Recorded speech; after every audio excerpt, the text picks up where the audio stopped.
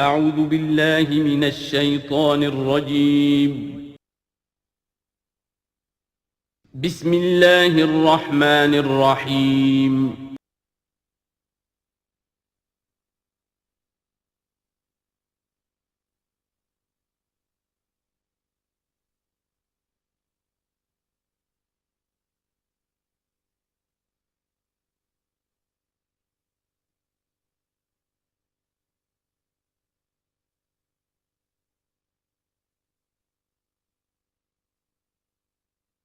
نحمده ونصلي على رسوله الكريم اما بعد فاعوذ باللہ من الشیطان الرجیم بسم اللہ الرحمن الرحیم وَلَقَدْ أَخَذْنَا آلَ فِرْعَوْنَ بِالسِّنِينَ وَنَقْصٍ مِّنَ الثَّمَرَاتِ لَعَلَّهُمْ يَذَّكَّرُونَ صدق اللہ العظیم۔ آگے بڑھنے سے پہلے دو باتوں کی وضاحت ہو جائے۔ ایک تو تصحیح کرنی ہے مجھے اس بات کی کہ حضرت موسیٰ علیہ السلام جب نبوت سے سرفراز ہو کر مصر واپس آئے ہیں تو اس وقت جو بادشاہ تھا فرعون، وہ اصل میں اس بادشاہ کا بیٹا تھا جس بادشاہ کے زمانے میں کہ یہ بچے کی حیثیت سے دریائے نیل سے باہر نکالے گئے تھے اور جس کی گود میں گویا کہ پلے تھے۔ وہ فرعون بھی ابھی زندہ تھا، بوڑھا ہو چکا تھا، لیکن اس کے حضرت موسیٰ علیہ السلام کے محل میں آنے تک تو کوئی اولاد نہیں ہوئی تھی۔ بعد میں اسے بھی اللہ نے ایک بیٹا دیا، اور اب وہ بیٹا جوان تھا، اور وہ بیٹا جو ہے حضرت موسیٰ علیہ السلام کے ساتھ محل میں پلا بڑھا تھا، بالکل ایسے جیسے بھائی ہوتے ہیں۔ تو اس کے دل میں بھی محبت بہت تھی، گویا کہ حضرت موسیٰ کی حیثیت بڑے بھائی کی تھی، اور اس فرعون کی جس کو اب اس باپ نے تخت سے دستبردار ہو کر اپنا زندہ ہونے کے باوجود سارے امور سلطنت جو ہے تفویض کر دیے تھے اپنے اس بیٹے کو، اس کے دل میں بھی محبت تھی اور اس نے بھی قتل کرنے سے گریز کیا۔ دوسری بات جو آخری آیت تھی 15ویں رکوع کی، یہ ہمارے لیے خاص طور پر لمحہ فکریہ ہے مسلمانان پاکستان کے لیے، کہ ہم نے بھی تحریک پاکستان جو چلائی تو ہندوؤں کے غلبے کے خوف سے کہ اگر ہندوستان ایک وحدت کی حیثیت سے آزاد ہوا اور جو جدید دنیا کا جمہوری اصول ہے ون مین ون ووٹ، تو ہندو جو ہے اتنے غالب ہو جائیں گے کہ ہمیں دبا لیں گے، ہمیں ایکسپلائٹ کریں گے، ہماری تہذیب، تمدن، دین، مذہب، عقیدہ، زبان، ہر چیز کو برباد کریں گے۔ تو اللہ تعالیٰ نے ہمیں اس تحریک پاکستان میں جو بھی ہم نے کوشش کی اس میں کامیابی دی، اور بالکل یہی الفاظ وَيَسْتَخْلِفَكُمْ فِي الْأَرْضِ، اور تمہیں زمین میں طاقت عطا کرے، قوت عطا کرے، حکومت عطا کرے، فَيَنْظُرَ كَيْفَ تَعْمَلُونَ، پھر وہ دیکھے گا تم کرتے کیا ہو، تمہاری روش کیا رہتی ہے، تم پھر کیا طرز عمل اختیار کرتے ہو، تم واقعتاً اللہ کے بندے بنتے ہو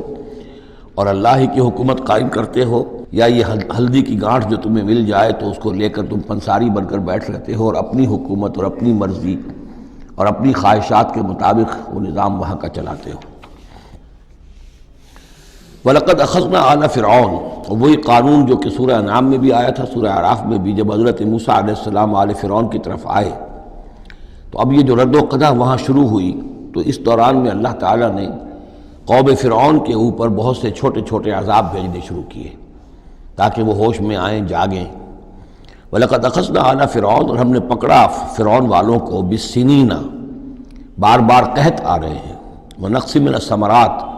اور فصلوں کی تباہی سے، لعلہم یذکرون، شاید کہ وہ نصیحت پکڑے۔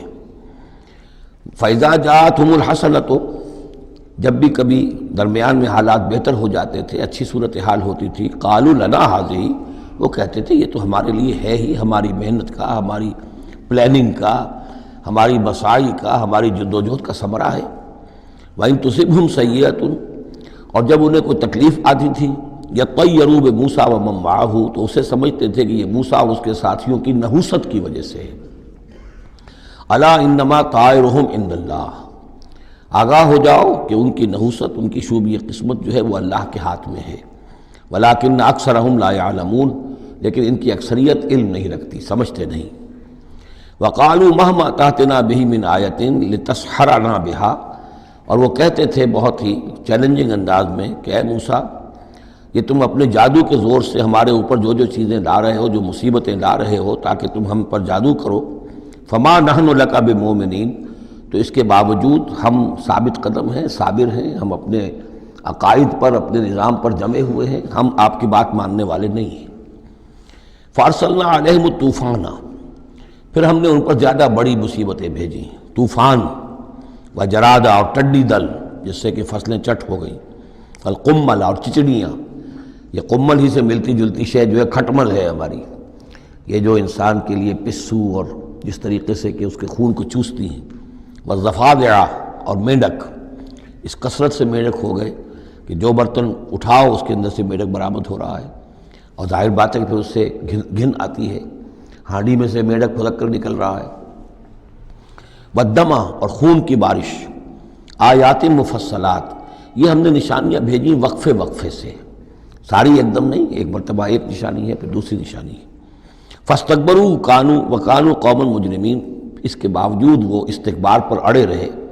اور وہ بڑی ہی اڑیل قوم تھے، مجرم قوم تھے۔ ولما وقع علیہم الرجس، اور جب ان پر وہ مصیبت آ جاتی تھی، یعنی یہ کہ ہوتے ہوتے اب ان کی جو اکڑ فونی ہے اس میں کم سے کم یہ کمزوری واقع ہو گئی، یہ نرمی واقع ہو گئی جو آگے آ رہی ہے۔ ولما وقع علیہم الرجس، جب ان پر وہ عذاب آتا تھا، قالوا یا موسیٰ، تو وہ حضرت موسیٰ سے کہتے تھے، ادع لنا ربک بما عہد عندک،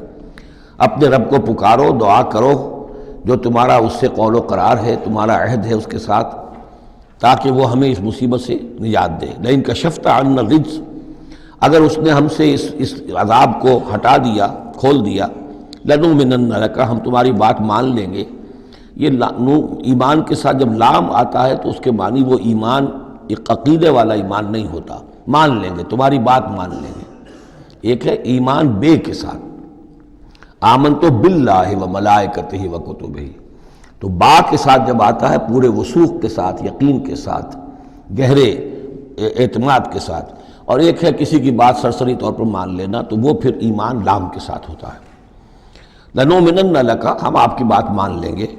وَلَنُرْسِلَنَّ مَعَكَ بنی اسرائیل، اور آپ کے ساتھ ہم بنی اسرائیل کو اس ملک سے جانے دیں گے۔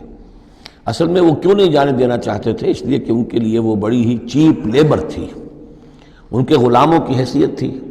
اور بڑے بڑے بھاری کام ان سے کرواتے تھے۔ احرام مصر کی تعبیر میں نہ معلوم کتنے اسرائیلیوں کی ہڈیاں جو ہیں وہ دفن ہیں، بڑی بڑی چٹانیں جو ہیں وہ جب اوپر کھینچی جاتی تھیں، یعنی کوئی گرتی تھی تو ان کے 20 نہیں سینکڑوں جو ہے اس کے اندر پس جاتے تھے۔ تو ظاہر بات ہے کہ وہ چیپ لیبر جو انہیں ملی ہوئی تھی اس کو چھوڑنے کے لیے آسانی سے وہ تیار نہیں تھے، اس حوالے سے انہیں یہ شاخ گزر رہا تھا، ورنہ ظاہر بات ہے وہ بھی جانتے تھے کہ یہ ہمارے اس ملک کے رہنے والے نہیں ہیں، کہ ابتدا میں ان کے لیے وہاں بڑی آؤ بھگت رہی، بڑے عیش رہے، وہ پیرزادوں کی طرح ان کا احترام کیا گیا، انہیں بہترین زمینیں دی گئیں۔ جوشن کا علاقہ کہلاتا ہے جو نیل کا ڈیلٹا ہے، جو سب سے زیادہ زرخیز علاقہ ہے، وہ ان کو دیا گیا، وہاں یہ لوگ جو زمیندار بنے۔ لیکن اس کے بعد جب وہ نیشنلسٹ ریولوشن آیا تو بات ساری جو ہے وہ الٹی ہو گئی، تو فرمایا کہ ہم بھیج دیں گے آپ کے ساتھ بنی اسرائیل کو۔ فلما کشفنا عنہم الرجس، لیکن جب ہم ان سے وہ مصیبت کو دور کر دیتے تھے، الی اجل ہم بالغوہ، ایک مدت تک کے لیے کہ جس تک وہ پہنچ جائیں، لیکن ظاہر بات ہے کہ ہر ایک چیز کے لیے ایک مدت ہے، اس کے اندر ہی وہ بات ختم ہوتی ہے۔ اذا ہم ینکثون، تو پھر وہ اپنے عہد سے پھر جاتے تھے، اپنا وہ وعدہ جو تھا وہ اس کو توڑ دیتے تھے۔ فانتقمنا منہم، اب now cutting a long story short, بس ہم نے ان سے انتقام لیا۔ فاغرقناہم فی الیم، اور ہم نے انہیں سمندر میں غرق کر دیا، بانہم کذبوا بآیاتنا، اس لیے کہ انہوں نے ہماری آیات کو جھٹلایا، وکانوا عنہا غافلین، اور یقیناً وہ ہماری ان آیات سے تغافل برتتے رہے۔ وَأَوْرَثْنَا الْقَوْمَ الَّذِينَ كَانُوا يُسْتَضْعَفُونَ مَشَارِقَ الْأَرْضِ وَمَغَارِبَهَا الَّتِي بَارَكْنَا فِيهَا، اور وارث بنا دیا ہم نے اس زمین کے مشرق و مغرب کا جس کو کہ ہم نے بابرکت بنایا ہے۔ یہاں میں مشارق الارض آ کر ذرا بات کے سمجھنے میں مشکل ہو جاتی ہے، یہ خاص ایک ترتیب ہے رزم کے حوالے سے۔ مراد یہ ہے کہ اس زمین کا وارث بنا دیا جس زمین کو ہم نے بابرکت بنایا ہے، اس کے مشرق اور مغرب پر قبضہ دلا دیا اس قوم کو کہ جس کو دبا لیا گیا تھا۔ یہ زمین فلسطین ہے، ارض فلسطین، اس لیے کہ قرآن مجید میں بھی ہے الذی بارکنا حولہ، سبحان الذی اسری بعبدہ لیلا من المسجد الحرام الى المسجد الاقصی الذی بارکنا حولہ لنریہ من آیاتنا۔ تو یہ سرزمین فلسطین جو ہے یہ اس اعتبار سے بھی مبارک ہے کہ سینکڑوں انبیاء یہاں رہے اور دفن ہوئے، حضرت ابراہیم علیہ السلام کے بعد سے لے کر، اور یہ کہ نہ معلوم کتنے طویل عرصے تک یہ انبیاء کا مدفن بھی رہا اور ان کا مسکن بھی رہا۔ پھر یہ کہ بڑی زرخیز علاقہ بھی ہے۔ تو ہم نے اس قوم کو کانوا یستضعفون، جو دبا لیے گئے تھے، مصر میں جو دبے ہوئے تھے، پسے ہوئے تھے، ان کو وارث بنا دیا اس زمین کے مشرق اور مغرب کا، مشارق الارض و مغاربہا اللاتی بارکنا فیہا، جس میں ہم نے برکتیں رکھی ہیں۔ وتمت کلمۃ ربک الحسنی علی بنی اسرائیل، اور تیرے رب کی اچھی بات، اچھا وعدہ بنی اسرائیل کے حق میں پورا ہو گیا، بما صبروا، جو صبر انہوں نے کیا، یعنی جو بھی سختیاں آئیں حضرت موسیٰ علیہ السلام کے ساتھ، جو بھی لوگ ان میں سے ایمان لائے تھے، انہوں نے واقعتاً ثابت قدمی دکھائی، اور یہ کہ اس صبر کی وجہ سے اللہ تعالیٰ کا وعدہ ان پر پورا ہوا۔ وَدَمَّرْنَا مَا كَانَ يَصْنَعُ فِرْعَوْنُ وَقَوْمُهُ، اور ہم نے تباہ و برباد کر دیا جو کچھ کے بنایا تھا فرعون نے اور اس کی قوم نے، وَمَا كَانُوا يَعْرِشُونَ، اور جو وہ اونچے اونچے کرتے تھے، محل بناتے تھے یا کچھ اور اونچی اونچی ٹٹیاں چڑھاتے تھے اپنی انگوروں کی بیلوں کے لیے، ان سب کو ہم نے جو ہے ختم کر کے رکھ دیا۔ اب یہ جو تھا ان کا سفر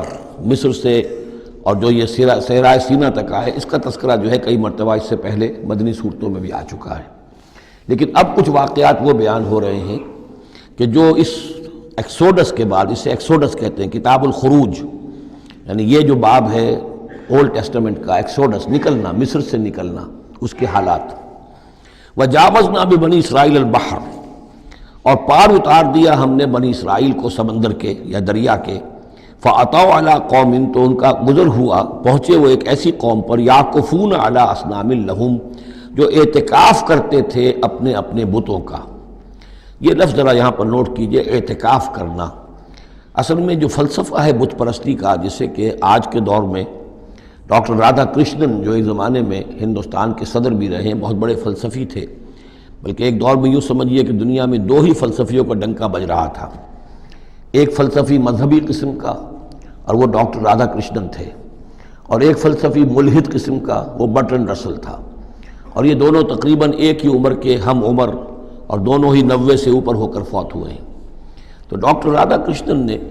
ہندوستان کے فلسفے کو گویا کہ زندہ کر دیا اپنی تصنیفات کے ذریعے سے۔ اس نے بت پرستی کا جو فلسفہ بیان کیا وہ یہ ہے کہ ہم یہ نہیں سمجھتے کہ ان بتوں میں کچھ ہے، یہ تو اصل میں بت تو ہم کسی ڈیٹی، کوئی بھی دیوی یا دیوتا کے نام پر مناتے ہیں، اس کے دھیان کرنے کے لیے، کنسنٹریشن نہیں ہو سکتی، خوگرے پیکرے محسوس ہے انسان کی نظر۔ انسان جو ہے مراقبہ کرتا ہے، اگر آپ جو مراقبہ کرنا چاہتے ہیں، اللہ کے ساتھ دھیان لگانا چاہتے ہیں، کیسے لگائیں؟ لیکن اگر کسی تصویر کو سامنے رکھ لیں تو پھر توجہ کو مرکوز کرنا آسان ہو جائے گا۔ یہ ہے ان کا فلسفہ بت پرستی کا۔ تو اعتکاف اسی کو کہتے ہیں کہ سال میں یہ 10 دن آدمی نکال لے کہ اپنی توجہات کو ہر چیز سے، دنیاوی معاملات سے، ان سے ہٹا کر اور اللہ تعالیٰ کی ذات پر وہ مرکوز کرے، ذکر پر، توجہ پر اور دعا پر، مناجات پر، یہ اعتکاف ہے۔ تو انہوں نے بت اپنے بنائے ہوئے تھے اور ان بتوں کا اعتکاف کرتے تھے۔ قالوا یا موسیٰ اجعل لنا الہا کما لہم آلہہ، انہوں نے کہا کہ اے موسیٰ ہمارے لیے بھی کوئی الہ بنا دو، معبود بنا دو، کوئی ایسی نشانی ہو جس کو کہ ہم ذریعہ بنائیں، اس کے اوپر اعتکاف کریں، گیان دھیان کا مرکز اس کو بنا لیں۔ قال انکم قوم تجہلون، حضرت موسیٰ نے فرمایا کہ تم جہل کا ارتکاب کر رہے ہو، کیا بات کہہ رہے ہو؟ ان ہؤلاء متبر ما هم فیہ، یہ لوگ جس چیز میں ہیں یہ تو ہلاک ہونے والے ہیں، برباد ہونے والے ہیں۔ وباطل ما كانوا يعملون، اور جو کچھ یہ کر رہے ہیں وہ سب باطل ہے، اس کی کوئی حقیقت نہیں ہے۔ قال غیر اللہ ابغیکم الہا، حضرت موسیٰ نے فرمایا کہ کیا میں اللہ کے سوا تمہارے لیے کوئی الہ تلاش کروں؟ وہو فضلکم علی العالمین، اور اس نے تو تمہیں فضیلت دی ہے تمام جہان والوں پر۔ وَإِذْ أَنْجَيْنَاكُمْ مِنْ آلِ فِرْعَوْنَ، اور ذرا یاد کرو جب کہ ہم نے تمہیں نجات دی آل فرعون سے۔ یسومونکم سوء العذاب، یہ الفاظ جو کہ تم سورہ بقرہ میں بھی آئے ہیں اور اس کے بعد بھی آئے ہیں۔ یسومونکم سوء العذاب، وہ تمہیں مبتلا کیے ہوئے تھے بدترین عذاب میں۔ یقتلون ابناءکم ویستحیون نساءکم، وہ قتل کر ڈالتے تھے تمہارے بیٹوں کو اور زندہ رکھتے تھے تمہاری بیٹیوں کو۔ وفی ذالکم بلاء من ربکم عظیم، اور یقیناً اس میں تمہاری رب کی طرف سے بہت بڑی آزمائش تھی۔ ووعدنا موسیٰ 30 لیلۃ، اور ہم نے بلایا موسیٰ کو 30 راتوں کے لیے، عام طور پر دن رات، لیکن یہ کہ عربی میں جو محاورہ ہے وہ رات کا ذکر کرتے ہیں، 30 راتوں کے لیے۔ وَأَتْمَمْنَاهَا بِعَشْرٍ، روایات سے معلوم ہوتا ہے کہ اولین جو تھی طلبی وہ 30 رات کے لیے ہوئی تھی، لیکن اس میں جو چلہ تھا جو حضرت موسیٰ علیہ السلام کو کاٹنا تھا، اس میں روزہ بھی تھا مسلسل 30 دن کا، تو اس میں یہ ہے کہ کسی وقت ان سے ضبط نہیں ہو سکا، اور مسواک کر لی تھی، وہ جو روزے کی وجہ سے منہ کے اندر ایک طرح کی بو پیدا ہو جاتی ہے، اس کو برداشت نہ کر سکے، تو اس کی پاداش میں، اب یہ روایات ہیں، میں نہیں کہہ سکتا کہ کس حد تک ان میں صحت ہے۔ فَأَتْمَمْنَاهَا بِعَشْرٍ، تو مکمل کر دیا ہم نے اس مدت کو 10 دن سے اور۔ فَتَمَّ مِيقَاتُ رَبِّهِ 40 لَيْلَةً، تو وقت مدت پوری ہو گئی اس کے رب کی، یعنی 40 راتیں۔ یہیں سے ہمارے ہاں تصوف میں اہل صوفیہ نے 40 کا یہ چلہ کشی، 40 دن 40 رات کا چلہ کاٹنا، یہ جو ہے نکالا ہے۔ وقال موسیٰ لأخیہ ہارون، اور کہا موسیٰ نے اپنے بھائی ہارون سے علیہ السلام، اخلفنی فی قومی، آپ میری نیابت کیجئے میری قوم میں جا رہا ہوں، مجھے اللہ تعالیٰ نے طلب فرمایا کوہ طور پر، واصلح، اور دیکھیے اصلاح کرتے رہیے، ولا تتبع سبیل المفسدین، اور فساد مچانے والوں کے راستے کی پیروی نہ کیجیے گا۔ ولما جاء موسیٰ لمیقاتنا، اور جب موسیٰ پہنچے ہمارے وقت مقرر پر، وکلمہ ربہ، اور ان سے کلام کیا ان کے رب نے، قال رب ارنی انظر الیک، انہوں نے درخواست کی پروردگار مجھے اپنا دیدار عطا فرما، مجھے دکھا کہ میں تجھے دیکھوں۔ قال لن ترانی، اللہ نے فرمایا تم مجھے ہرگز نہیں دیکھ سکتے، ولکن انظر الی الجبل، لیکن ذرا اس پہاڑ کو دیکھو، فإن استقر مکانہ، اگر وہ اپنی جگہ پر کھڑا رہ جائے، برداشت کر جائے ہماری تجلی کو، فسوف ترانی، تو تم بھی سوچنا کہ شاید ہمیں دیکھ سکو۔ فلما تجلی ربہ للجبل، جب اللہ نے اپنی تجلی ڈالی پہاڑ پر، اب یہ جلی کہتے ہیں روشن چیز کو، جلی شے روشن، تجلی یہ باب تفاعل ہے، کسی شے کا خود روشن ہو جانا، تو اللہ تعالیٰ کی یہ ذات کی تجلی ہے کہ جو پہاڑ پر ڈالی گئی، جعلہ دکن، جس سے کہ وہ پہاڑ جو ہے وہ بالکل ریزہ ریزہ ہو گیا۔ وخر موسیٰ صاعقہ، اور حضرت موسیٰ علیہ السلام بھی تجلی باری تعالیٰ کے اس بالواسطہ مشاہدے کے نتیجے میں بھی وہ بے ہوش ہو کر گر پڑے۔ فلما افاقہ، جب انہیں افاقہ ہوا، ہوش میں آئے، قال سبحانک، اب انہوں نے کہا اے اللہ تو پاک ہے، تبت الیک، میں تیری جناب میں توبہ کرتا ہوں کہ میں نے جسارت کی تھی، میں نے جو ہے اپنی حیثیت سے بڑھ کر تجھ سے سوال کر لیا تھا۔ وانا اول المومنین، اور میں پہلا ہی ہوں ایمان لانے والا، بغیر دیکھے تجھے ماننے والا ہوں۔ قال یا موسیٰ انی اصطفیتک علی الناس برسالاتی، اللہ نے فرمایا موسیٰ میں نے تمہیں چن لیا ہے لوگوں پر، تمام انسانوں میں سے تمہیں چنا ہے، پسند کیا ہے اپنے پیغام کے لیے، رسالات کے لیے، وبکلامی، اور اپنے کلام کے لیے۔ یہ خاص مقام ہے، امتیازی مقام ہے حضرت موسیٰ کا۔ کلم اللہ موسیٰ تکلیم، فخذ ما آتیتک وکن من الشاکرین، تو لے لو جو میں تمہیں دے رہا ہوں اور بن جانا شکر کرنے والوں میں، یعنی یہ الواح جو ہے جو ہم دے رہے ہیں اس میں احکام لکھے ہوئے ہیں، یہ تم لے لو اور ان کا حق ادا کرو۔ وَكَتَبْنَا لَهُ فِي الْأَلْوَاحِ، اور ہم نے لکھ دیا اس کے لیے تختیوں پر، وہ پتھر کی تختیاں، مِن كُلِّ شَيْءٍ مَوْعِظَةً، ہر طرح کی نصیحت، وَتَفْصِيلًا لِكُلِّ شَيْءٍ، اور ہر طرح کے احکام کی تفصیل، یعنی جو بنیادی احکام ہیں، موٹے موٹے احکام ہیں، یوں سمجھیے کہ وہ در حقیقت ایک طرح سے ڈینجر سگنلز ہیں۔ اگر آپ کسی پہاڑی راستے پر جا رہے ہیں تو جگہ جگہ آپ کو نشانات ملتے ہیں کہ ذرا یہاں بچ کے گزرنا، تو شریعت خداوندی جو ہے وہ بھی در حقیقت انسانی تمدن کا جو پیچیدہ سفر ہے اس میں ڈینجر کوشنز ہیں، ڈینجر سگنلز ہیں، یہاں اس سے ذرا دور رہنا، اس سے ذرا ہٹ کر رہنا، اس کے اندر اندر آدمی جو ہے وہ اپنی محنت کرے، کوشش کرے، جد و جہد کرے، مباحات کے دائرے کے اندر جو بھی اس کا ہے چوائس اس کو اختیار کر لے، لیکن جو محرمات ہیں وہ حدود ہیں، تلک حدود اللہ فلا تقربوہا۔ تو شریعت کی جو آسمانی شریعت ہے اصل بنیاد یہی ہے کہ زندگی کے ہر گوشے سے متعلق چند موٹے موٹے احکام دے دیے، اس کے اندر جو ہے وہ کھلا چھوڑ دیا انسان کو کہ اب اس کے اندر اپنی سمجھ سے، اپنے اجتہاد سے، اپنی کوشش سے، اپنی عقل کو بروئے کار لا کر کام کرو۔ وَكَتَبْنَا لَهُ فِي الْأَلْوَاحِ مِنْ كُلِّ شَيْءٍ مَوْعِظَةً وَتَفْصِيلًا لِكُلِّ شَيْءٍ فَخُذْهَا بِقُوَّةٍ، تو اے موسیٰ اس کو تھام لو مضبوطی کے ساتھ، وَأَمُرْ قَوْمَكَ، اور اپنی قوم کو بھی حکم دو، يَأْخُذُوا بِأَحْسَنِهَا، کہ وہ اسے پکڑیں، اس کو تھامیں اس کی بہترین صورت کے اندر۔ اس کے مراد کیا ہے کہ ہر معاملے کے اندر درجے ہوتے ہیں۔ آپ کو ایک چیز بتائی جا رہی ہے، اس میں ایک درجہ اونچا ہے، ایک اس سے کمتر ہے، آپ اونچے سے اونچے درجے کی طرف آنے کی کوشش کیجئے۔ یہی بات جو ہے مسلمانوں سے بھی پھر کہی گئی ہے، آخری پاروں میں ہم دیکھیں گے چل کر کہ وہ لوگ کہ جو کلام کو سنتے ہیں، یستمعون القول فیتبعون احسنہ، وہ کلام کو سنتے ہیں پھر جو اس کی بہترین بات ہوتی ہے اس کو اختیار کرتے ہیں۔ ایک یہ ہوتا ہے آدمی سوچتا ہے کچھ اور کمی والی بات ہو جائے، ڈھیل ہو جائے، رعایت ہو جائے، چلیے پاس مارکس مجھے مل جائیں، مجھے فرسٹ ڈویژن نہیں چاہیے، مجھے سیکنڈ ڈویژن نہیں چاہیے، ڈسٹنکشن نہیں چاہیے، پاس ہی ہو جاؤں۔ لیکن یہ معاملہ دین میں نہیں ہونا چاہیے، یہ معاملہ دنیا میں کرو، دین میں اچھے سے اچھا، اعلی سے اعلیٰ، جیسا کہ ہم پڑھ چکے ہیں سورہ مائدہ کے اندر، اذا اتقوا وآمنوا وعملوا الصالحات ثم اتقوا وآمنوا ثم اتقوا واحسنوا واللہ یحب المحسنین۔ ہے جستجو کہ خوب سے خوب تر کہاں،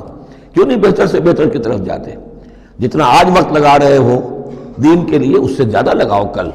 اور پرسوں سے آگے تمہارا قدم پڑنا چاہیے، نہ یہ کہ آدمی جو ہے وہ پیچھے کی طرف دیکھے۔ وَأَمُرْ قَوْمَكَ يَأْخُذُوا بِأَحْسَنِهَا، اس کا جو بہترین رخ ہے اس کو اختیار کریں۔ سَأُرِيكُمْ دَارَ الْفَاسِقِينَ، ان قریب میں تمہیں وہ گھر دکھا دوں گا جو اس وقت فاسقوں کے قبضے میں ہے۔ یعنی یہاں جو کچھ ہوا ہے، کوہ طور جو ہے وہ سمجھ لیجئے کہ وہ سینائی پیننسلا کا جو ساؤدرن ٹپ ہے وہاں پر ہے تقریباً کوہ طور۔ تو گویا کہ خلیج سویز کو کراس کیا یا کہیں سے کسی جھیل کو کراس کر کے مصر سے آئے سینائی پیننسلا میں، پھر یہ کہ خلیج سویز کے ساتھ ساتھ ہو کر ساؤدرن ٹپ تک پہنچ گیا پورا قافلہ، یہاں پڑاؤ رہا ان کا طویل عرصے تک، اور یہیں پر پھر حضرت موسیٰ علیہ السلام طلب کیے گئے کوہ طور پر، وہاں سے اب واپس آ گئے۔ اب ان سے کہا گیا کہ آگے بڑھو، اور خلیج عقبہ کے ساتھ ساتھ ہو کر داہنی جو ہے کھاڑی جو ہے ریڈ سی کی، اس سے آگے بڑھو اور فلسطین میں جا کے اب تمہیں جنگ کرنی ہے۔ تمہارا وہ ملک جو ہے جو تم چھوڑ کر آئے تھے تقریباً یوں سمجھیے کہ 700-800 برس پہلے یا اس کے آس پاس، اب اس کے اوپر قبضہ ہے مشرکوں کا، کافروں کا، جاہلوں کا۔ اب اس اپنی سرزمین کو ان سے آزاد کرانے کے لیے اب تمہیں جہاد کرنا ہے، وہ جس کا ذکر ہم سورہ مائدہ میں پڑھا ہے، تو اس کا یہاں پر تذکرہ ہو رہا ہے۔ سَأُرِيكُمْ دَارَ الْفَاسِقِينَ، یعنی وہ فلسطین تک اب میں تمہیں لے جاؤں گا اور تمہیں دکھا دوں گا وہ جگہ جو تمہارا اصل مسکن ہے، اور اس کے لیے یہ ہے کہ تمہیں اب ان فاسقوں کو وہاں سے نکالنا ہوگا۔ سَأَصْرِفُ عَنْ آيَاتِ الَّذِينَ يَتَكَبَّرُونَ فِي الْأَرْضِ بِغَيْرِ الْحَقِّ، میں پھیر دوں گا اپنی آیات سے ان لوگوں کے رخ کو جو زمین میں ناحق تکبر کرتے ہیں۔ یعنی یہ خود اللہ تعالیٰ فرما رہے ہیں جن کے اندر تکبر ہے میں خود ان کا رخ پھیر دیتا ہوں،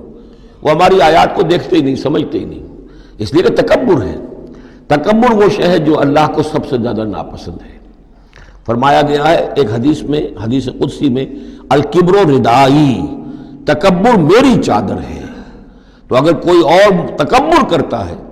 تو گویا کہ میری چادر میرے شانے سے وہ گھسیٹ رہا ہے، تو اس کے خلاف میرا اعلان جنگ ہے۔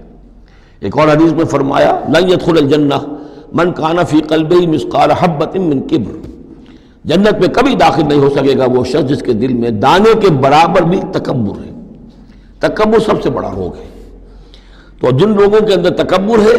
ہم ان کا رخ پھیر دیتے ہیں اپنی آیات سے، ہم انہیں اس کا اہل نہیں سمجھتے کہ وہ ہماری آیات کو سمجھیں اور دیکھیں۔ وَإِن يَرَوْا كُلَّ آيَةٍ لَا يُؤْمِنُوا بِهَا، اور اگر وہ سرسری طور پر دیکھ بھی لیں، ساری نشانیاں دیکھ لیں، تب بھی وہ ایمان لانے والے نہیں ہیں۔ وَإِن يَرَوْا سَبِيلَ الرُّشْدِ لَا يَتَّخِذُوهُ سَبِيلًا، اور اگر وہ دیکھ بھی لیں کامیابی کا اور سعادت کا اور ہدایت کا راستہ، تب بھی اس راستے کو اختیار نہیں کریں گے۔ وَإِن يَرَوْا سَبِيلَ الْغَيِّ يَتَّخِذُوهُ سَبِيلًا، اور جب بھی ان کے سامنے آئے گا کجی کا راستہ، ٹیڑھ کا راستہ، گمراہی کا راستہ، اسے وہ اختیار کریں گے۔ یعنی یہ ساری چیزیں ان کی کس وجہ سے ہیں کہ ان کے دلوں میں تکبر ہے۔ ذالک بانہم کذبوا بآیاتنا، یہ اس لیے کہ انہوں نے ہماری آیات کو جھٹلایا اپنے تکبر کی بنیاد پر، وکانوا عنہا غافلین، اور اس سے تغافل برتتے رہے۔ والذین کذبوا بآیاتنا ولقاء الآخرۃ، اور جو لوگ بھی جھٹلائیں گے ہماری آیات کو اور آخرت کی ملاقات کو، حبطت اعمالہم، ان کے سارے اعمال حبط ہو جائیں گے۔ اپنی جگہ وہ بڑی نیکیاں کما رہے ہوں، جیسے کہ قریش مکہ تھے، ہم کعبے کی خادم ہیں، کعبے کی خدمت کر رہے ہیں، کعبے کو صاف رکھتے ہیں، حاجیوں کو دودھ پلاتے ہیں، پانی پلاتے ہیں، ان کے سارے عمل حقارت ہو جائیں گے۔ هل یجزون الا ما كانوا یعملون، اور ان کو نہیں دیا جائے گا بدلے میں مگر وہی کچھ جو وہ کرتے تھے۔ واتخذ قوم موسیٰ من بعدہ من حلیہم عجلا جسدا لہ خوار، اور بنا لیا موسیٰ کی قوم نے ان کے بعد، حضرت موسیٰ علیہ السلام جب چلے گئے کوہ طور پر تو پیچھے یہ ایک فتنہ اٹھا ہے، سامری، یہ سامری جو ہے اس نے فتنہ اٹھایا، اور جو کچھ ان لوگوں کے پاس، اسرائیلیوں کے پاس، جو ان قبطیوں کے زیورات بہت سے رکھے ہوئے تھے امانتاً، وہ بھی جانتے تھے کہ یہ قوم، یہ چونکہ ابراہیم کی نسل میں سے ہیں تو یہ امانت دار ہیں۔ جب یہ وہاں سے چلے تو وہ سارے جو ہیں وہ زیورات بھی وہ لے کر آ گئے تھے اپنے دشمنوں کے، ان زیورات کو لے کر اس نے گلایا، آگ میں تبایا، گلایا، اور اس سے ایک بچھڑے کی شکل بنائی، اور کچھ ایسی کاریگری رکھی کہ اس میں سے ہوا جب گزرتی تھی ایسے سوراخ رکھ دیے کہ اس میں سے ایسی آواز آتی تھی جیسے کہ بچھڑا جو ہے وہ بول رہا ہے، اور اس نے کہا یہ ہے تمہارا خدا۔ یہ موسیٰ تو بھول گیا، موسیٰ کو مغالطہ ہو گیا، وہ کہاں گیا ہے، کس خدا سے ملنے گیا، خدا تو یہ ہے۔ اور اس میں بھی ایک اور بات دوسری جگہ پر آ جائے گی، یہاں تو نہیں ہے، کہ حضرت موسیٰ علیہ السلام اصل میں اپنے اشتیاق اور محبت اور شوق اور جذبے کی وجہ سے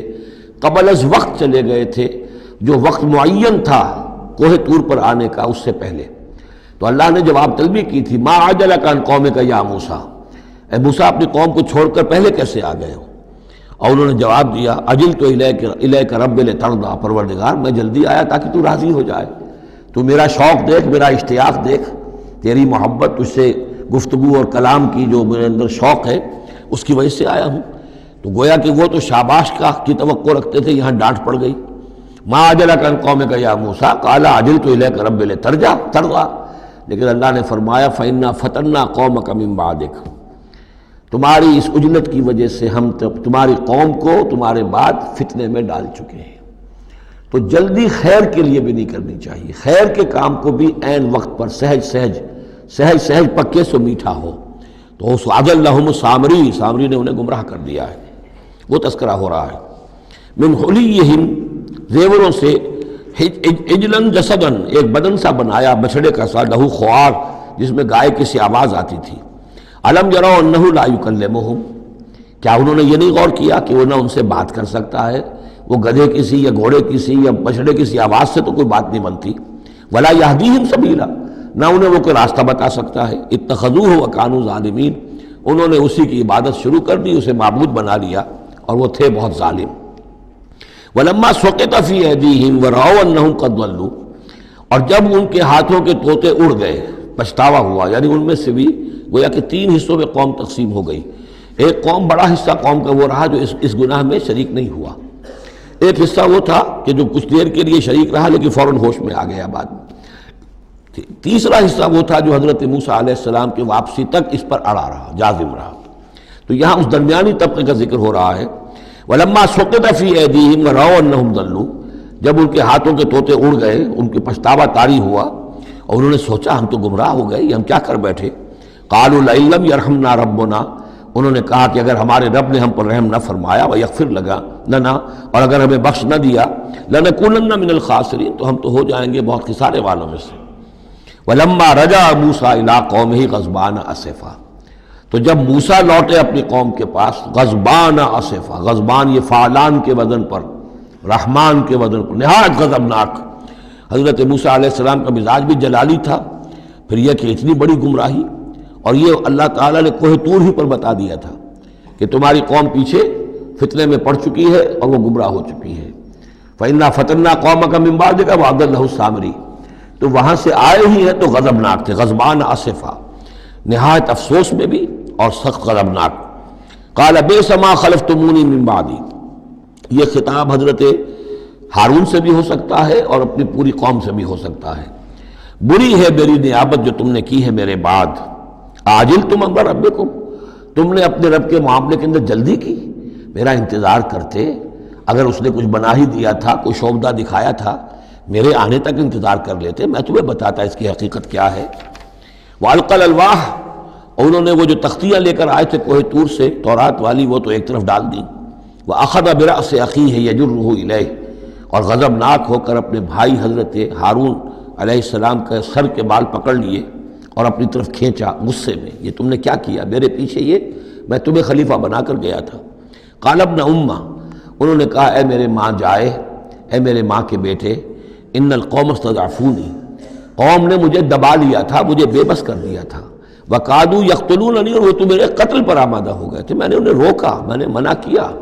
لیکن وہ اس درجے اس معاملے کے اندر آگے بڑھ گئے تھے۔ قادوا یقتلوننی، وہ تو مجھے قتل کرنے پر آمادہ تھے۔ فلا تشمت بی الاعداء، تو دیکھیں اب مجھ پر آپ دشمنوں کو ہنسنے کا موقع نہ دیں۔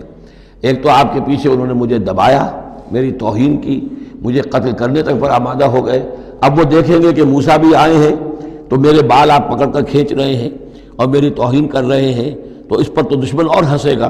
فلا تشمت بی الاعداء، شماتت اعداء یہ ہمارے ہاں پھر اردو زبان میں محاورہ ہے۔ ولا تجعلنی مع القوم الظالمین، اور مجھے ان ظالموں کے ساتھ نہ کر دیجئے، میں ان کے ساتھ نہیں ہوں، نہ میں نے ان کے ساتھ اتفاق کیا ہے، میں روکتا رہا، منع کرتا رہا۔ قال رب اغفر لی ولأخی، اب حضرت موسیٰ نے دعا کی اللہ سے، پروردگار بخش دے مجھے بھی اور میرے بھائی کو بھی، وادخلنا فی رحمتک، اور ہمیں داخل فرما اپنی رحمت میں، وانت ارحم الراحمین، اور یقیناً تو ہے تمام رحم کرنے والوں میں سب سے بڑھ کر رحم فرمانے والا۔ ان الذین اتخذوا العجل سینالہم غضب من ربہم، اب یہ فیصلہ انہوں نے دیا، یقیناً جن لوگوں نے اس بچڑے کو اپنا معبود بنایا، ان قریب ان پر آئے گا غضب ان کے رب کی طرف سے، گویا کہ قتل مرتد کی سزا جس کا ذکر ہم سورہ بقرہ میں پڑھ چکے ہیں۔ وَذِلَّةٌ فِي الْحَيَاةِ الدُّنْيَا، دنیا میں ذلت بھی آئے گی، وَكَذَلِكَ نَجْزِي الْمُفْتَرِينَ، اور اسی طریقے سے بہتان باندھنے والوں کو، جھوٹ گھڑنے والوں کو ہم جزا دیتے ہیں۔ وَالَّذِينَ عَمِلُوا الصَّالِحَاتِ ثُمَّ تَابُوا مِن بَعْدِهَا وَآمَنُوا، البتہ جن لوگوں نے کچھ دیر کے لیے یہ غلط کام کیا تھا لیکن پھر وہ توبہ کر لی انہوں نے، من بعدہا اس کے بعد، وآمنوا اور ایمان لے آئے، ان ربک من بعدہا لغفور الرحیم، تو یقیناً اس کے بعد آپ کا رب جو ہے غفور الرحیم ہے۔ جن سے عارضی طور پر یہ بات ہو گئی تھی پھر انہوں نے توبہ کر لی، ان کے لیے تو مغفرت ہے، اللہ تعالیٰ معاف فرمائے گا، غفور الرحیم ہے۔ البتہ جو اب تک اس پر اڑے رہے ہیں ان کے لیے یہ حد جاری کی جائے گی۔ یہ بالکل ایسے ہی جیسے سورہ مائدہ میں ہم نے پڑھا ہے محاربے والی آیت میں، کہ اگر کوئی ڈاکو ہیں، راہزن ہیں، کوئی ملک کے اندر فساد مچا رہے ہیں، تو اگر اس سے پہلے کہ تم ان پر قابو پاؤ اگر وہ توبہ کر لیں تو پھر ان کے لیے معاملہ اور ہوگا، پھر ان کے ساتھ نرمی بھی ہو سکتی ہے، معاف بھی کیا جا سکتا ہے۔ لیکن اگر قابو پا لو تو پھر ان کی سزا بہت سخت ہے، لیکن قابو پانے سے پہلے توبہ کر لیں تو ان کے لیے نرمی۔ اسی طرح یہاں معاملہ ہے۔ وَلَمَّا سَكَتَ عَنْ مُوسَى الْغَضَبُ، جب موسیٰ کا غصہ کو ٹھنڈا پڑا، أَخَذَ الْأَلْوَاحَ، اب انہوں نے وہ تختیاں اٹھائیں، وَفِي نُسْخَتِهَا هُدًى وَرَحْمَةٌ لِّلَّذِينَ هُمْ لِرَبِّهِمْ يَرْهَبُونَ، اور اس کی تحریر میں لکھا ہوئی تھی رحمت، ہدایت بھی اور رحمت بھی ان لوگوں کے حق میں جو اپنے رب سے ڈرتے ہیں، اپنے رب کا تقوی اور خوف رکھتے ہیں۔ وَاخْتَارَ مُوسَىٰ قَوْمَهُ 70 رَجُلًا لِمِيقَاتِنَا، اب ایک تو سزا دے دی گئی، ایک تو پرج ہو گئی، اور یہودی جو ہیں جنہوں نے کہ آخری وقت تک اس کے اوپر قائم رہے انہیں قتل کر دیا گیا۔ اب اس کے بعد ایک اجتماعی توبہ کے لیے حضرت موسیٰ علیہ السلام نے اپنی قوم کے 70 سرکردہ افراد کو لیا، واختارا چن لیا۔ اختار موسیٰ قومہ 70 رجلا لمیقاتنا، اللہ تعالیٰ ہی نے طلب فرمایا ہے، ہمارے وقت مقررہ کے لیے چن لیے موسیٰ نے اپنی قوم میں سے 70 سرکردہ افراد۔ فلما اخذتهم الرجفۃ، جب وہ آئے ہیں کوہ طور پر یا اس کے قریب تو ان کے اوپر کپ کپی طاری ہو گئی یا زلزلے نے آ پکڑا، یعنی وہ ایک سخت ترین جو ہے ان کے لیے پھر خوفناک صورت پیدا کر دی گئی۔ قال رب، حضرت موسیٰ نے عرض کیا پروردگار، لو شئت اہلکتہم من قبل وایایا، اگر تیری مشیت یہی تھی تو اس سے پہلے ہی ہمیں بھی ہلاک کر سکتا تھا، مجھے بھی کر سکتا تھا، انہیں بھی کر سکتا تھا۔ خطا کار تو ہم ہیں، غلطی ہوئی ہے، لیکن بہرحال ہم نے اتنا بڑا کفارہ بھی دے دیا ہے، اپنی قوم کے اتنے لوگوں کو اپنے ہاتھوں ذبح بھی کیا ہے، لیکن یہ کہ اگر ہلاک ہی کرنا تھا جو اس وقت شکل ہو رہی ہے تو پہلے قدم پر بھی تو ہلاک کر سکتا تھا۔ لو شئت اہلکتہم من قبل وایایا، اگر تو چاہتا تو ہلاک کر دیتا ان سب کو بھی اور مجھے بھی۔ اتہلکنا بما فعل السفہاء منا، کیا تم ہمیں ہلاک کر دے گا ہمارے کچھ بے وقوف لوگوں کی حرکت کی وجہ سے؟ ہمارے ہاں کچھ بیوقوف تھے جنہوں نے حرکت کی تھی، اور ان کی وجہ سے کیا پوری قوم کو ہلاک کر دے گا؟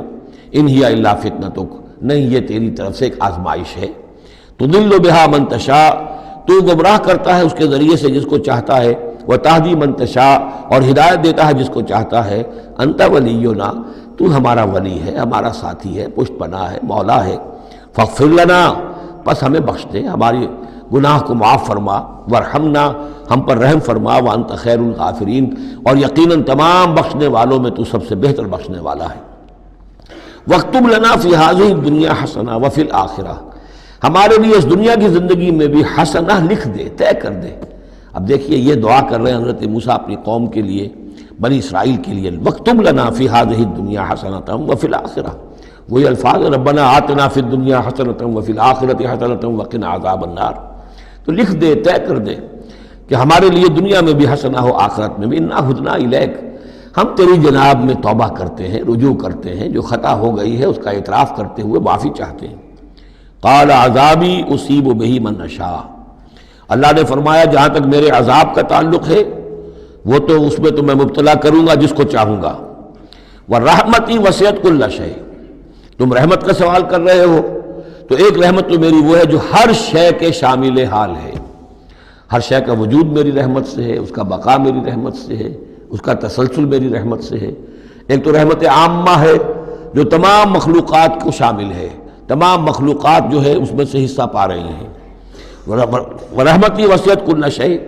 فساکتبھا، اب یہاں مراد ہے خاص رحمت جس کے لیے تم کہہ رہے ہو، وہ تو میں لکھ دوں گا ان لوگوں کے لیے۔ اب یہ بہت اہم مقام یہاں آ رہا ہے، وہ اپنی رحمت میں خاص کر دوں گا، لکھ دوں گا، للذین یتقون، جو تقوی کی روش اختیار کریں، ویؤتون الزکاۃ، اور زکوٰۃ دیتے رہیں، والذین ھم بآیاتنا یؤمنون، اور جو لوگ ہماری آیات پر ایمان پختہ رکھیں۔ الذین یتبعون الرسول النبی الامی الذی یجدونہ مکتوبا عندہم فی التوراۃ والانجیل، جو اتباع کریں گے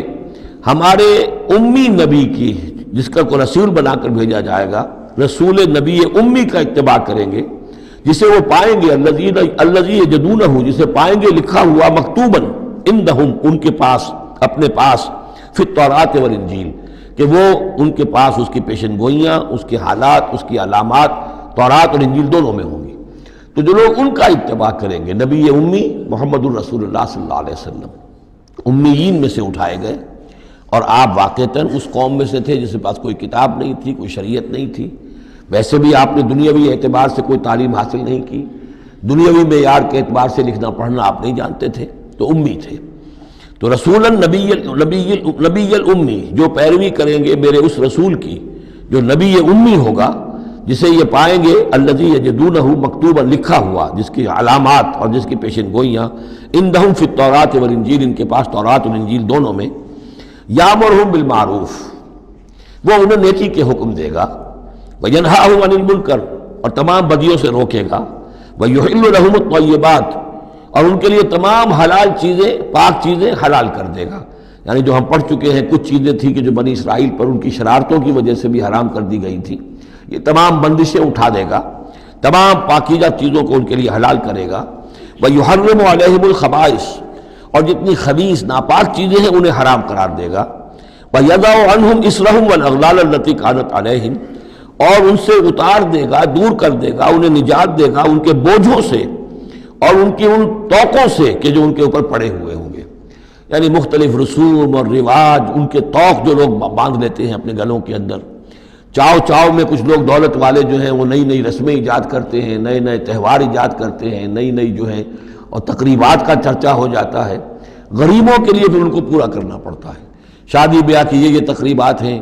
اب جن کے پاس حرام کی دولت کے انبار جمع ہیں، ان کے لیے تو اپنی دولت مندی کے اظہار کا موقع ہے، کیسے پتہ چلے گا ہم دولت مند ہیں؟ اسی طریقے سے جیسے کہ ہندوؤں کے ہاں بنیے کی دولت کیا لگتی تھی مکان پر یا بیاہ شادی پر، باقی کھانا پینا ان کے ہاں نہیں تھا، نہ اچھا پہننا، نہ اچھا کھانا، نہ اچھا پینا، لیکن مکان بنائیں گے تو عالیشان،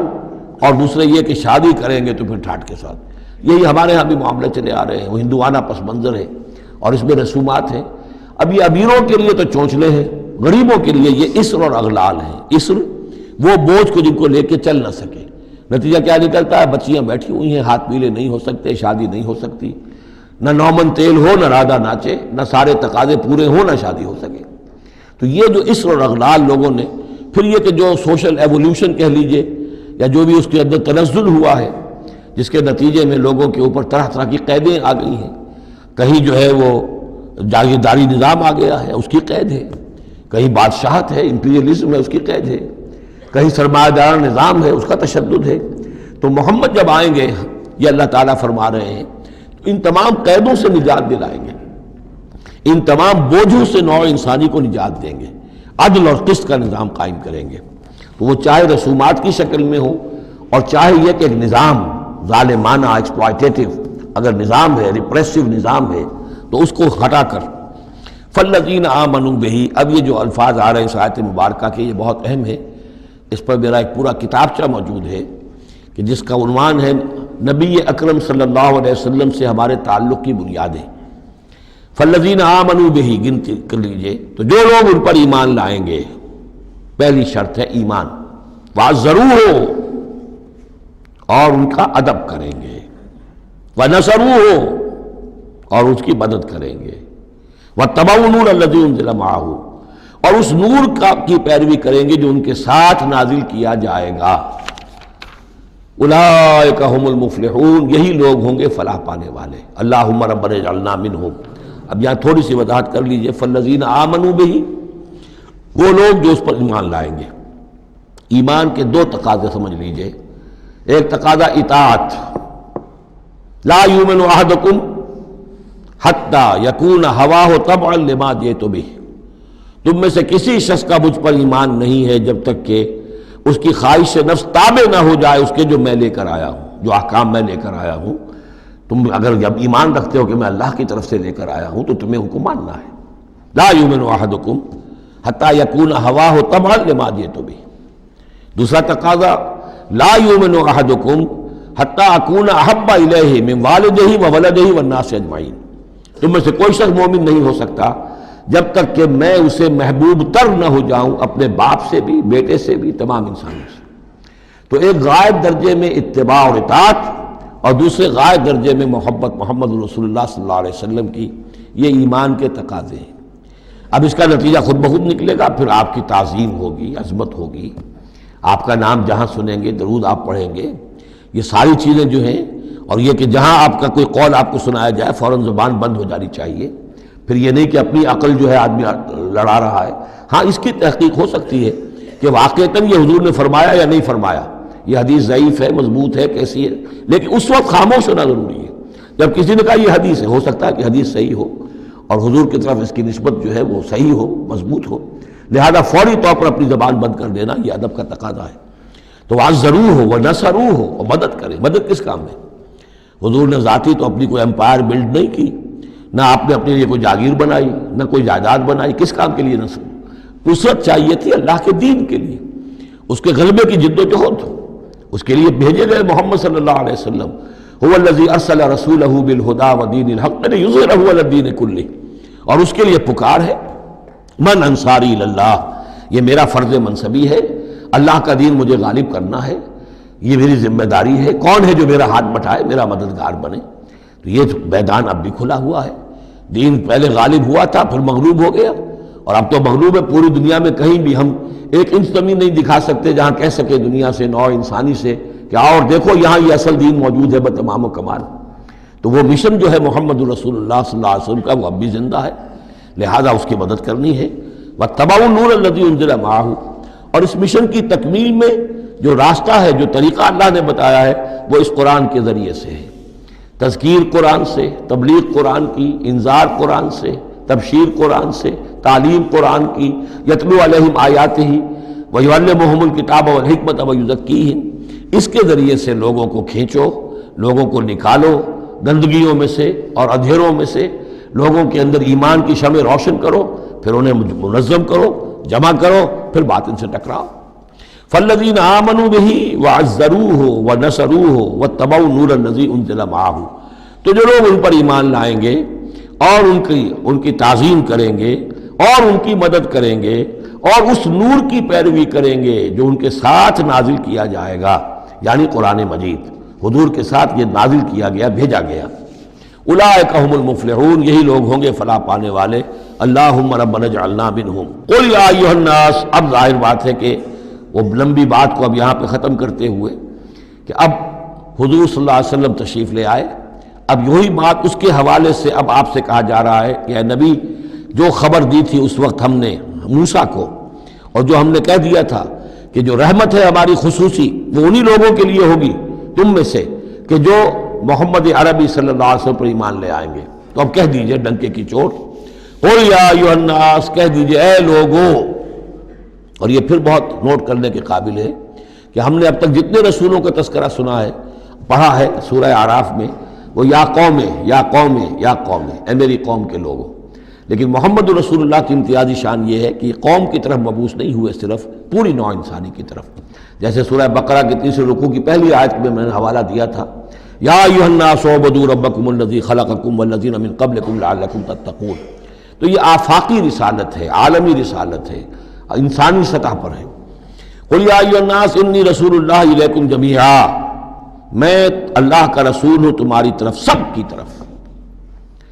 الذی لہ ملک السماوات والارض، یہ بات 5 مرتبہ قرآن میں کہی گئی ہے مختلف الفاظ میں کہ حضور کی بعثت پوری نوع انسانی کے لیے ہے، جس میں سب سے نمایاں آیت وہ ہے وما ارسلناک الا کافۃ للناس بشیرا ونذیرا، ہم نے نہیں بھیجا ہے محمد آپ کو مگر پوری نوع انسانی کے لیے بشیر اور نذیر بنا کر۔ باقی یہ کہ اور مختلف اسالیب میں 4 مرتبہ اور یہ بات آئی ہے کہ آپ کی بعثت جو ہے کسی خاص قوم، کسی خاص ملک، کسی خاص رنگ اور نسل کے لوگوں، کسی خاص قبیلے کی طرف نہیں ہے، بلکہ پوری نوع انسانی کی طرف ہے۔ قل یا ایھا الناس انی رسول اللہ الیکم جمیعا الذی لہ ملک السماوات والارض، میں اس اللہ کا رسول ہوں جس کے لیے آسمان اور زمین کی بادشاہی ہے۔ لا الہ الا ہوا، اس کے سوا کوئی معبود نہیں۔ یحیی و یمیت، وہی زندہ رکھتا ہے اور وہی موت وارد کرتا ہے۔ فآمنوا باللہ، تو ایمان لاؤ اللہ پر، ورسولہ النبی الامی الذی، اور اس کے اس رسول پر جو نبی امی ہے، اور جو یؤمن باللہ وکلماتہ، جو ایمان رکھتا ہے اللہ پر اور اس کے کلام پر، اس کے کلمات پر، اس کی باتوں پر، واتبعوہ، اور اس کی پیروی کرو، لعلکم تہتدون، تاکہ تم ہدایت پاؤ۔ یہ گویا کہ اعلان عام ہوا محمد رسول اللہ صلی اللہ علیہ وسلم کا کہ وہ جو بات اللہ تعالیٰ نے حضرت موسیٰ سے کہی تھی، یہ اس کے مطابق میری بعثت ہوئی ہے۔ اور اب گویا کہ جیسا کہ میں نے آپ کو بتایا تھا، یہ تمہید ہے، تیاری ہو رہی ہے، چونکہ مدینے کی طرف سفر کرنا ہے۔ یہ صورت پہلے نازل ہو گئی ہے تاکہ وہ ذہن تیار ہو جائے اس کے لیے کہ اب یہود کے 3 بڑے بڑے قبیلے وہاں پر آباد ہیں، ان سے براہ راست مسابقہ پیش آئے گا۔ ابھی تک براہ راست خطاب یہود سے نہیں ہوا، یا بنی اسرائیل سے کوئی خطاب نہیں، گفتگو ہو رہی ہے محمد رسول اللہ سے یا اہل مکہ سے یا حضور کی وساطت سے مسلمانوں سے۔ لیکن یہ کہ وہ باتیں ساری وہ آ رہی ہیں کہ جن کا اب محل جو ہے واضح ہو جائے گا ہجرت کے بعد۔ وَمِن قوم موسیٰ أُمَّةٌ يَهْدُونَ بِالْحَقِّ وَبِهِ يَعْدِلُونَ، اور موسیٰ کی قوم میں یقیناً کچھ لوگ ایسے تھے، امتن ایسے لوگ تھے کہ جو حق کی ہدایت دیتے تھے۔ یعنی یہ تو نہیں ہو سکتا اتنے جلیل القدر پیغمبر کے کوئی بھی ساتھی نہ ہو، حواری نہ ہو، یا بڑی اکثریت ان کی جو ہے ناہنجاروں پر رہی مشتمل، لیکن بہرحال ان کے ساتھ ایک جماعت ان کے حواریین کی، ان کے ساتھیوں کی۔ وَمِن قوم موسیٰ أُمَّةٌ يَهْدُونَ بِالْحَقِّ وَبِهِ يَعْدِلُونَ، ایسی قوم ان کے اندر رہی ہے، قوم موسیٰ میں سے ایسی لوگ، ایسی جماعت جو حق ہی کی ہدایت بھی دیتے تھے اور حق ہی کے ساتھ فیصلے بھی کرتے تھے، عدل بھی کرتے تھے۔ وَقَطَّعْنَاهُمْ اثْنَتَيْ عَشْرَةَ أَسْبَاطًا أُمَمًا، اور ہم نے انہیں علیحدہ علیحدہ کر دیا 12 بڑی بڑی قبیلوں کی جماعت میں، اسباط امما، بار جماعتیں بن گئیں، علیحدہ علیحدہ ان کی امتیں بن گئیں، علیحدہ قبیلے بن گئے، کیونکہ یہ 12 بیٹے تھے حضرت یعقوب علیہ السلام کے، اور ان میں سے ہر ایک سے ایک قبیلہ چلا ہے۔ تو ابھی وہ انسان کا جو تمدنی ارتقاء جو ہے ابھی قبائلی دور میں تھا، لہذا اس قبائلی نظام ہی کو اللہ تعالیٰ نے ان کے لیے باقی رکھا۔ چنانچہ پانی بھی جب دیا تو 12 چشمے، تاکہ ہر قبیلے کا چشمہ علیحدہ ہو اور یہ آپس میں لڑیں جھگڑے نہیں۔ ہر قبیلے کا کوئی اپنا سردار ہے، اس کا اپنا ایک نظام ہے، کوئی نزاع ہو گیا ہے تو وہ آپس میں اس کو حل کر سکتے ہیں، لیکن اگر بین القبائل معاملہ ہو جائے تو پھر اس کو حل کرنا جو ہے مشکل ہو جائے گا۔ وَأَوْحَيْنَا إِلَىٰ مُوسَىٰ إِذِ اسْتَسْقَاهُ قَوْمُهُ، اور ہم نے وحی کی موسیٰ کی طرف جب کہ پانی طلب کیا ان سے اس کی قوم نے، أَنِ اضْرِب بِعَصَاكَ الْحَجَرَ، کہ اپنے اسی عصا سے، اپنی لاٹھی سے ضرب لگائیے چٹان پر۔ فم بجست منہ اثنتا عشرۃ عینا، تو اس میں سے 12 چشمے پھوٹ بہے. یہ بات ہم پڑھ چکے ہیں سورہ بقرہ میں. قد علم کل اناس مشربہم، ہر قبیلے نے، ہر قوم نے پہچان لیا، معین کر لیا اپنے مشرب کو. مشرب یہ بھی اس میں ظرف ہے، پینے کی جگہ، اپنا گھاٹ معین ہو گیا. یہ چشمہ ہمارا، یہ چشمہ ان کا، یہ چشمہ ان کا ہے، یہ بنی لاوی کا ہے، یہ فلاں کا ہے، بنی یہودا کا ہے. وَظَلَّلْنَا عَلَيْهِمُ الْغَمَامَ، اور ہم نے ان کے اوپر سائبان ابر کا طاری کر دیا تاکہ دھوپ سے بچیں. وَأَنزَلْنَا عَلَيْهِمُ الْمَنَّ وَالسَّلْوَىٰ، اور ہم نے ان پر من اور سلوہ کے ذریعے انہیں خوراک ہم پہنچائی، اتارا ان پر ہم نے من اور سلوہ. کلوا من طیبات ما رزقناکم، کھاؤ ان پاکیزہ چیزوں میں سے کہ جو ہم نے تمہیں رزق میں دی ہیں. وما ظلمونا، اور انہوں نے کوئی ہم پر ظلم نہیں کیا. ہم پر کیا ظلم کر سکتے تھے، ہمارا کیا بگاڑ سکتے تھے. وما ظلمونا، انہوں نے ہمارا کیا بگاڑا، ہمارا کیا بگاڑ لیں گے. ایک حدیث قدسی میں آتا ہے کہ اے میرے بندو، اگر تم سب کے سب اولین اور آخرین اور انس اور جن سب بدترین جیسے ہو سکتا ہے تم میں سے کوئی شخص ویسے بن جاؤ، تب بھی میرے خزانے میں کوئی کمی نہیں آئے گی. اور تم سب کے سب اولکم و آخرکم و انسکم و جنکم سب کے سب مل جاؤ اور بہترین میرے مطیع بن جاؤ، میرے بندگی کرنے والے بن جاؤ، میرے خزانے میں کوئی اضافہ نہیں ہوگا، میں تو غنی ہوں. تو وما ظلمونا، انہوں نے ہم پر ہمارا کچھ نہیں بگاڑا. ولکن کانوا انفسہم یظلمون، لیکن وہ خود اپنی ہی جانوں پر ظلم کرتے رہے. وَإِذْ قِيلَ لَهُمُ اسْكُنُوا هَٰذِهِ الْقَرْيَةَ، اور یاد کرو جب ان سے کہا گیا تھا کہ آباد ہو جاؤ اس بستی میں. یہ جیریکو، اریحا، پہلا شہر فلسطین کا کہ جو یوشع ابن نون، جوشوا، ان کی سرکردگی میں جب بنی اسرائیل نے قتال کیا ہے پھر، تو یہ پہلا شہر فتح ہوا. جب ان سے کہا گیا کہ اب اس میں تم رہ سکتے ہو، بس جاؤ. وَكُلُوا مِنْهَا حَيْثُ شِئْتُمْ، اور اس میں سے جو بھی چاہو، جہاں سے بھی چاہو تم کھاؤ. وَقُولُوا حِطَّةٌ، اور دیکھو استغفار کرتے رہو، کہتے رہو اے اللہ ہمارے گناہ جھاڑ دے، ہماری کوتاہیاں، ہماری جو بھی کوئی کمیاں رہ گئی ہیں ان کو پورا کر دے. وَادْخُلُوا الْبَابَ سُجَّدًا، اور جب داخل ہو شہر کے دروازے میں تو سر جھکا کر داخل ہو، تمہاری گردنیں اکڑی ہوئی نہ ہو. نغفر لکم خطیئاتکم، ہم تمہاری جو بھی خطائیں ہیں وہ بخش دیں گے، جو بھی غلطیاں ہوئی ہیں، فروغ گزاشتیں ہوئی ہیں، ان سب سے درگزر فرمائیں گے. سنزید المحسنین، اور نہ صرف یہ کہ وہ خطائیں معاف کر دیں گے، جو ان میں سے محسن ہوں گے تم میں سے انہیں تو اب اور دیں گے، ان کے درجات بلند کریں گے، ان کو اور اونچے سے اونچے مراتب عطا کریں گے. فبدل الذین ظلموا منہم قولا غیر الذی قیل لہم، تو بدل دیا ان میں سے جو ظالم تھے، گناہ گار تھے، ایک ایسی بات کو کہ جو ان سے کہی گئی تھی اس کی بجائے. یعنی وہ کہا گیا تھا حطتن حطتن حنطتن حنطتن، ہمیں گیہوں چاہیے، گیہوں چاہیے. فارسلنا علیہم رجزا من السماء، تو ان پر ہم نے آسمان سے ایک عذاب بھیج دیا. جن لوگوں نے وہ غلط حرکت کی تھی ان پر پلیگ آئی. بما کانوا یظلمون، بسبب ان کے اس ظلم کے جو انہوں نے اپنے آپ پر کیا تھا. واسألہم عن القریۃ التی کانت حاضرۃ البحر، اور ذرا ان سے سوال کیجئے اس بستی کے بارے میں کہ جو ساحل سمندر پر تھی، حاضرۃ البحر، سمندر کے کنارے پر تھی. یہ اب اصحاب سبت کا واقعہ آ رہا ہے. اس یادونا، اور عام طور پر خیال یہ کہ جو ایلات کی بندرگاہ ہے یہاں پر یہ واقعہ ہوا تھا. اب بھی وہ ایلات کی بندرگاہ ہے. 1967 میں جو جنگ ہوئی تھی عرب اور اسرائیل جنگ، اس میں اصل میں اسی ایلات کی بندرگاہ کا گھیراؤ کر لیا تھا صدر ناصر صاحب نے، بلاکیڈ آف دی ایلات پورٹ، اور اس کے نتیجے میں پھر بڑا زبردست جو ہے حملہ کیا اچانک جو ہے اسرائیل نے. اور یہ کہ صحرائے سینا بھی مصر سے ہتھیا لیا تھا، گولان ہائٹس جو ہے وہ سیریا سے اس نے فتح کر لیے، اور پورا مغربی کنارہ جو اردن کا جو ہے اتنا بڑا علاقہ، زرخیز ترین علاقہ جو ہے فلسطین کا، وہ اردن سے اس نے ہتھیا لیا تھا، جس میں سے صرف سینائی پیننسلا بھی واپس کیا گیا ہے.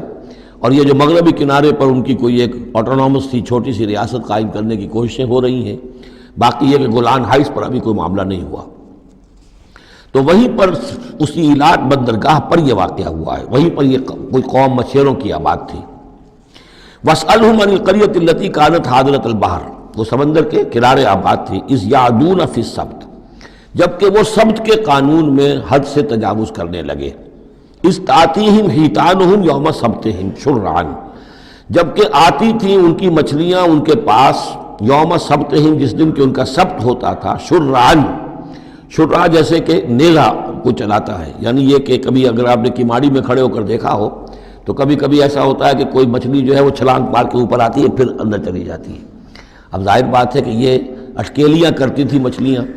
اللہ تعالیٰ نے سکس سینس دے رکھی ہے، حیوانات کو بھی ہے، انہیں پتہ چل گیا تھا ہفتے کا ایک دن ایسا ہے کہ ہمیں کوئی ہاتھ نہیں لگاتا۔ اب وہ آ رہی ہیں، اٹکیلیاں کر رہی ہیں، چھلانگیں لگا رہی ہیں، یہ کھڑے ہوئے ہیں، ہاتھ بندھے ہوئے ہیں، اس لیے کہ سبت ہے، ہفتے کا دن ہے، پکڑ تو نہیں سکتے۔ تو سرعن آتے تھے جسے نیزے چل رہے ہوں۔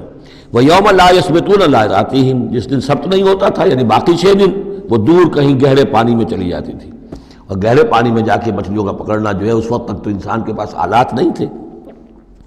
کذالک نبلوہم بما کانوا یفسقون، اس طرح ہم نے انہیں آزمایا تھا، ایک بڑی آزمائش میں ڈال دیا کہ دیکھیں یہ کتنے ثابت قدم رہتے ہیں، شریعت کے حکم پر قائم رہتے ہیں اور فاقہ برداشت کر لیتے ہیں، یا یہ کہ شریعت کے ساتھ کوئی استہزاء کرتے ہیں، تمسخر کرتے ہیں۔ وَإِذْ قَالَتْ أُمَّةٌ مِّنْهُمْ، یہاں بھی نوٹ کر لیجئے کہ جیسے وہاں معاملہ ہوا 3 حصوں میں یہ قوم تقسیم ہو گئی۔ ایک حصہ وہ تھا کہ جس نے اس گناہ میں حصہ نہیں لیا اور وہ منع بھی کرتا رہا کہ مت کرو، دیکھو نہیں منکر کا فریضہ سر انجام دیتا رہا، یہ اللہ تعالیٰ کا۔ وہ کرتے کیا تھے؟ ہفتے کے روز گئے، گڑھے کھودے اور سمندر کا پانی اس میں لے آئے ساحل کے ساتھ گڑھے کھود کر، تو اس کے ساتھ مچھلیاں بھی آ گئیں، واپسی کا راستہ کر دیا بند، مچھلی کو ہاتھ نہیں لگایا، ہفتے کو اتوار کو جا کے مچھلی پکڑ لی، تو فائدہ کیا ہوا؟ اصل میں ہفتے کا قانون تو یہ تھا کہ ہفتے کا دن تم لگاؤ اللہ کی یاد میں، ذکر میں، عبادت میں، تورات پڑھو، پڑھاؤ، سیکھو، سکھاؤ۔ 6 دن تم کام کرو دنیا کا، اپنی معاش کا، 7واں دن تم فارغ رکھو اللہ کے لیے، دین کے لیے۔ لیکن جب وہ گڑھے کھودنے میں دن صرف ہو گیا تو چاہے مچھلی پکڑی یا نہیں پکڑی، تو جو اصل روح تھی اس حکم کی وہ تو ختم ہو گئی۔ تو یہ ہے کہ جس میں انہوں نے استہزاء کیا، گویا کہ شریعت کا مذاق اڑایا۔ اب ایک تو وہ تھے کہ جنہوں نے نہ تو اس جرم میں حصہ لیا اور وہ منع بھی کرتے رہے، ایک وہ تھے کہ جو حصہ تو نہیں لیا جرم میں لیکن منع نہیں کرتے تھے، خاموش رہتے تھے، تیسرے وہ تھے کہ جو جرم کے اندر باقاعدہ جری ہو کر وہ حصہ لے رہے تھے۔ تو اب جو لوگ منع کر رہے تھے ان سے انہوں نے کہا جو منع نہیں کر رہے تھے، جو خود بھی نہیں کر رہے تھے لیکن منع بھی نہیں کر رہے تھے، اس قالت امت، جب کہا اس درمیانی طبقے نے، منہم ان میں سے، لما تعظون قوما اللہ مہلکہم، کیوں واعظ کر رہے ہو ان لوگوں کو، کیوں اپنے آپ کو ہلکان کرتے ہو کہہ کہ تم، اور نہی عن المنکر کا فریضہ سر انجام دے دے کے تھک گئے ہو، یہ قوم اب ماننے والی نہیں ہے، اللہ اس کو ہلاک کر کے رہے گا۔ لما تعظون قوما اللہ مہلکہم او معذبہم عذابا شدیدا، یا انہیں پھر عذاب دے گا بہت سخت عذاب۔ قالوا، اب یہ جواب کن کی طرف سے ہے؟ جو خود بھی بچے ہوئے تھے گناہ سے، روک بھی رہے تھے اپنی امکانی حد تک کہ خدا کے لیے باز آ جاؤ، یہ شریعت کا استہزاء نہ کرو، مذاق نہ اڑاؤ۔ قالوا معذرۃ الی ربکم، انہوں نے کہا کم سے کم اپنے رب کے ہاں ہم عذر تو پیش کر سکیں گے کہ اے پروردگار، ہم آخری وقت تک انہیں روکتے رہے، ہم نہیں عن المنکر کا فرض سر انجام دیتے رہے، ہم نے اپنی بات نہیں چھوڑی، ہم نہ صرف یہ کہ اس گناہ سے خود بچے رہے بلکہ ان گناہ گاروں کو بھی روکتے رہے۔ وَلَعَلَّهُمْ يَتَّقُونَ، اور یہ اس سے بھی زیادہ اہم ہے، اور کیا پتہ ہو سکتا ہے ان میں تقویٰ پیدا ہو جائے۔ کیسے آپ کہہ سکتے کسی ایک بندے کی سمجھ میں آ جائے، کوئی ایک شخص تائب ہو جائے؟ تو جیسا کہ حضور کی حدیث حضرت علی سے خطاب کر کے آپ نے فرمایا، لا یہدی اللہ بک رجلا واحدا خیر لک من حمر النعم، اگر اللہ تمہارے ذریعے سے علی ایک شخص کو بھی ہدایت دے دے تو یہ تمہارے لیے سرخ اونٹوں سے بڑھ کر دولت ہے۔ تو اگر ایک بھی بچ جائے، لعلہم یتقون، فلما نسوا ما ذکروا بہ، تو پھر جب انہوں نے نظر انداز کر دیا اس نصیحت کو جو انہیں کی جا رہی تھی، یعنی لگے رہے اپنے اس جرم کے اندر، انجینا الذین ینہون عن السوء، ہم نے بچا لیا ان کو جو کہ بدی سے روکتے تھے، عذاب سے بچے ہیں صرف وہ جو بدی سے روکتے تھے۔ وَأَخَذْنَا الَّذِينَ ظَلَمُوا بِعَذَابٍ بَئِيسٍ بِمَا كَانُوا يَفْسُقُونَ، اور پکڑ لیا ہم نے ان کو کہ جو اس ظلم میں، گناہ میں اور شریعت کا استہزاء کرنے میں کہ جو مجرم تھے، ان کو ایک بہت ہی برے عذاب میں پکڑا، ان کی اس ناہنجاری کی وجہ سے، سرکشی کی وجہ سے، نافرمانی کی وجہ سے۔ فَلَمَّا عَتَوْا عَمَّا نُهُوا عَنْهُ، جب وہ بڑھ گئے، چڑھ گئے، بہت ہی آگے بڑھ گئے ان چیزوں میں جن سے ان کو روکا گیا تھا، قُلْنَا لَهُمْ كُونُوا قِرَدَةً خَاسِئِينَ، تو ہم نے کہہ دیا کہ اب ہو جاؤ بندر، ذلیل بندروں کی شکل میں ان کی صورتیں جو ہیں وہ تبدیل کر دی گئی۔ یہ ہے وہ مکمل واقعات جس کا حوالہ اس سے پہلے کئی بار آ چکا ہے۔ سب سے پہلے سورہ بقرہ میں بھی آیا تھا، اس کی تفصیل یہاں آ گئی ہے۔ بارک اللہ لی و لکم فی القرآن العظیم و نفعنی و ایاکم بالآیات و الذکر الحکیم۔